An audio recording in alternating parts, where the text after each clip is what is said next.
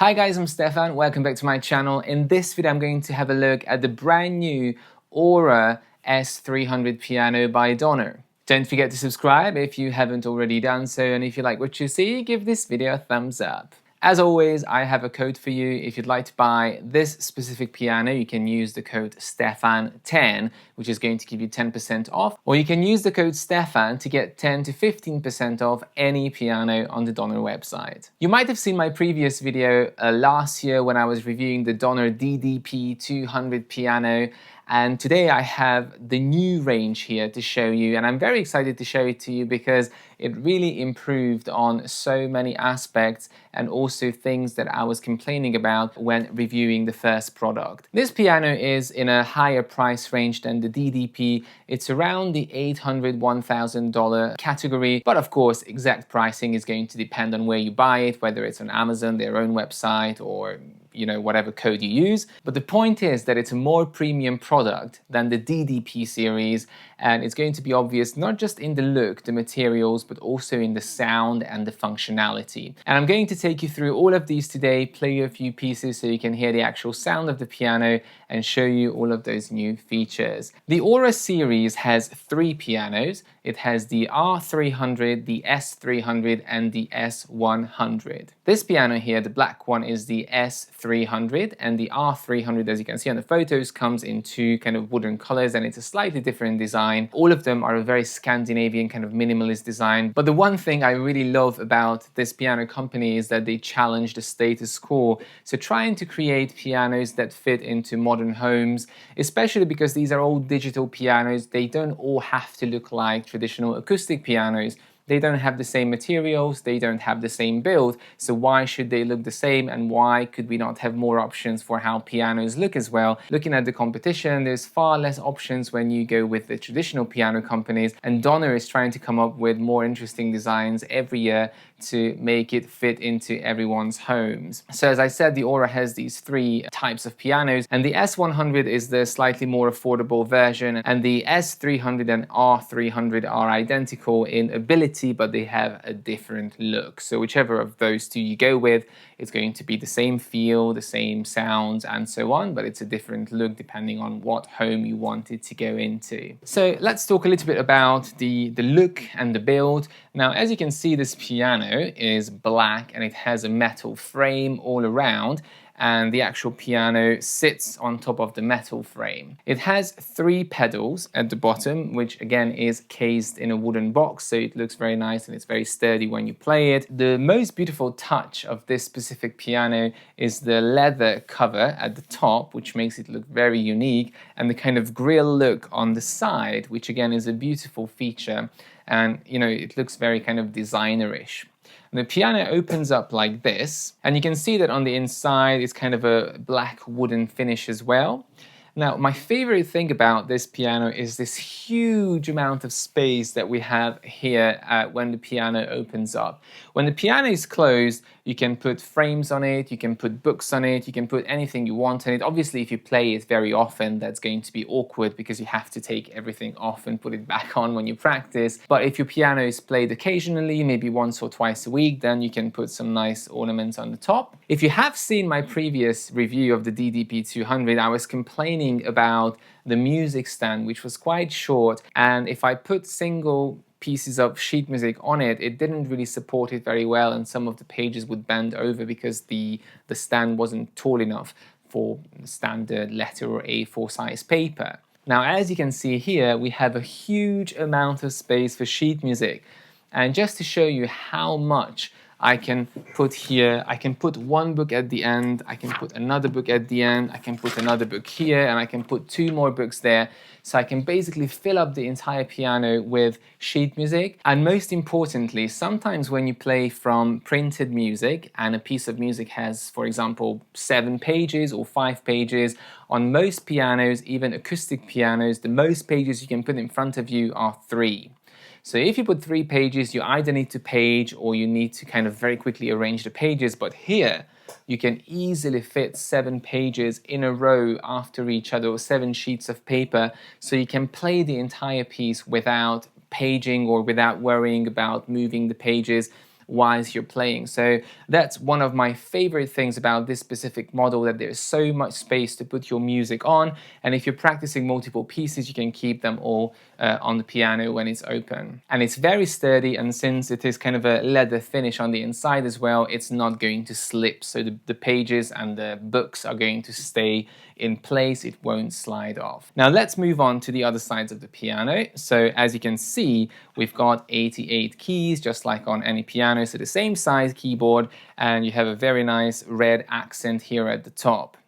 Now, one thing that changed about the keys, at least compared to the DDP-200, is that finally the black keys are completely matte. They kind of have almost like an ebony, synthetic ebony-like finish, and the white keys are also a lot less glossy and a lot less slippery. So it feels like a very nice digital piano now. The keyboard, it feels a lot more premium and a lot nicer to play on. So definitely a huge improvement in the materials used. The other thing I noticed when playing this piano, even for 5 minutes, is that the key action is a lot heavier than in the DDP-200. So it's closer to the key action of an acoustic piano.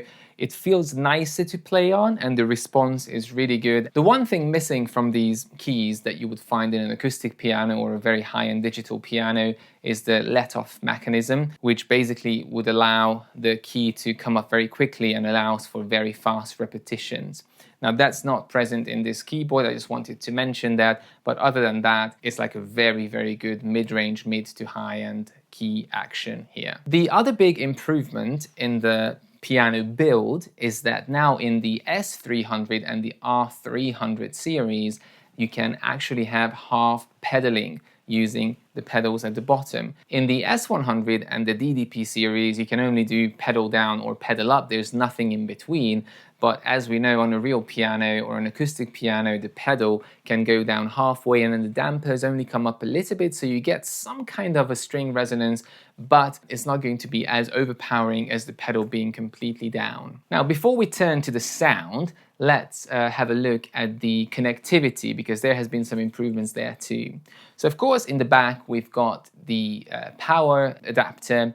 Then you have an aux in and you have an aux output as well. So you can obviously route your piano to an outside speaker, but you can also use the aux in to use the piano as a speaker. So for example, you can play music from your phone in the piano speakers and so on. The piano is equipped with two 15-watt speakers, so it's actually much louder than the DDP-200 that I had before, and it actually sounds much richer as well. I'm not sure if it's just due to the wattage or if it's a different kind of speaker, but it does sound much nicer, and especially the bass range is a lot richer than it was on the DDP-200 piano. The pedal input is actually at the bottom of the piano, which is very useful when it's in this setting. Now, if you ever wanted to take off this keyboard from the frame and put it on a desk, like next to a computer or something, you couldn't use the pedals because the pedal cable goes into the bottom side of the piano, and that's where the speakers are as well. So if the bottom side is covered,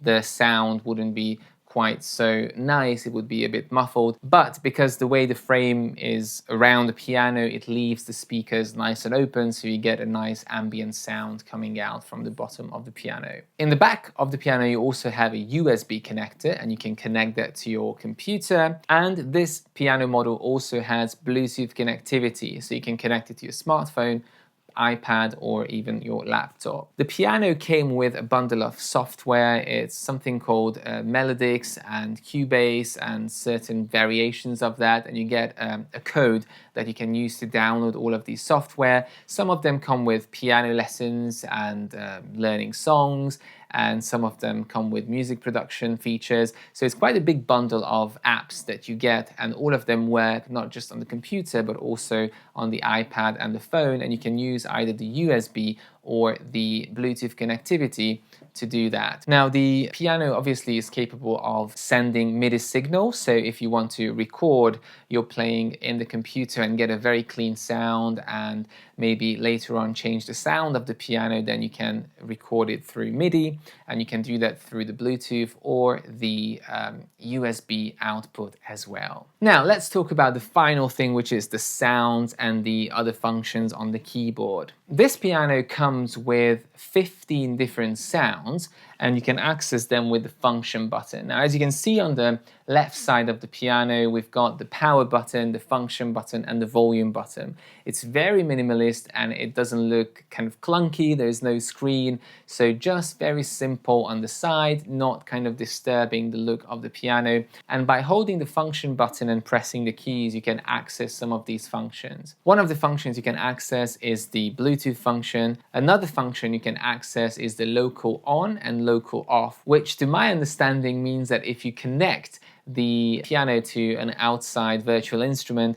and you select local off, then it's going to disable the sound of the piano here, and you can just hear it through the virtual instrument through your computer, so you don't hear two sounds at the same time. One of the very important functions here that was missing from the DDP-200, and I talked about it in that video, was the transposing function, which is super important, especially if you deal with pop music a lot and if you deal with singers. What that means is that now you can transpose the entire keyboard up or down by half steps or semitones just by using the function button. And it's really handy when, for example, you want to accompany someone and you learn the accompaniment in D major, but the singer tells you that, oh, this is too high for me, I want to sing it 3 semitones lower or 3 half steps lower, and you can't physically relearn the music within a minute or retranscribe the sheet music, so you can just use the transpose function and pick any suitable key to be able to play together with other people. So really, really handy function. I'm very happy that it's now part of the Aura series. You also have some demo songs in the piano, so I'm going to show you some of these sounds now so you can have an idea of what they sound like. The first sound is the standard grand piano sound, so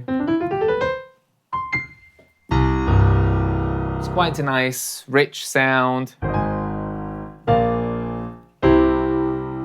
And the second sound is again a piano sound, but I would say a slightly more mellow sound. Then we have the third sound here, which is a piano together with strings. You know, it can be kind of a nice, romantic, cheesy sound.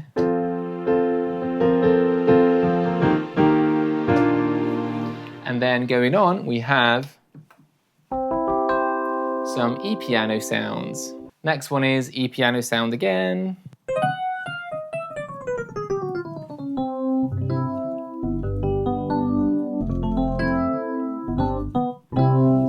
And the next one is kind of a guitarist sound.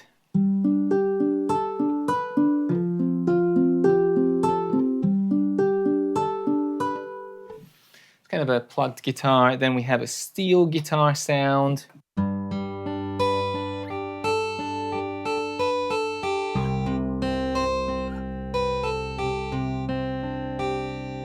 Then we have the standard string sounds.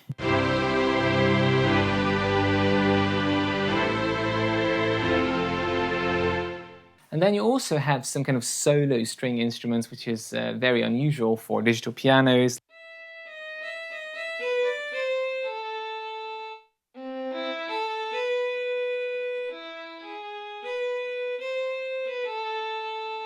One more thing to say about the sound is that it has now a 256 polyphony feature, which basically allows you to play so many notes together, and it has better dynamics as well, and it's easy to play legato with that polyphony. The one thing missing from the soundboard is string resonance, which in an acoustic piano means that every string is going to resonate, which doesn't have the damper on, but it's not going to resonate just on the bass frequency of the note, but also the other notes you're playing at the same time are going to make that string resonate. And that gives you a very warm sound in an acoustic piano, and that's one of the hardest things to sample because it can come in endless combinations. Now that's not present in this piano, so there's no string resonance at all. And another thing that's missing is there's no reverb control in the functions department, so you can't add more reverb if you want to, and you can't reduce the reverb. And these are basically the kind of sounds you can expect from the piano. So some of them are just fun.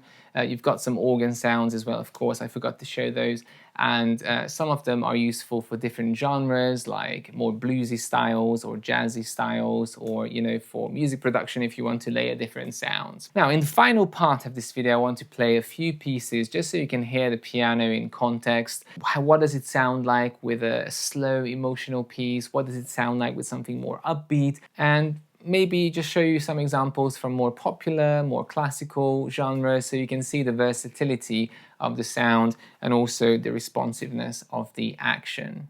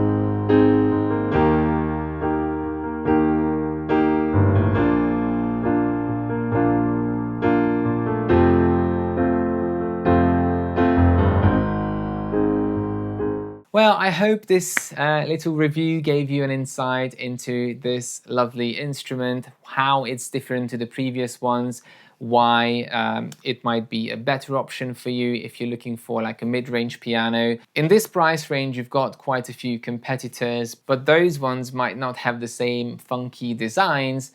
So it's up to you which one's better for you and which one is going to fit better with your own taste and your own home. If you have any more questions about the piano, leave them in the comments, and don't forget to use the code Stefan10 for the S300 and Stefan just on its own for any other piano on the Donner website to get 10 to 15% off. Thank you very much for watching, and as always, subscribe for more.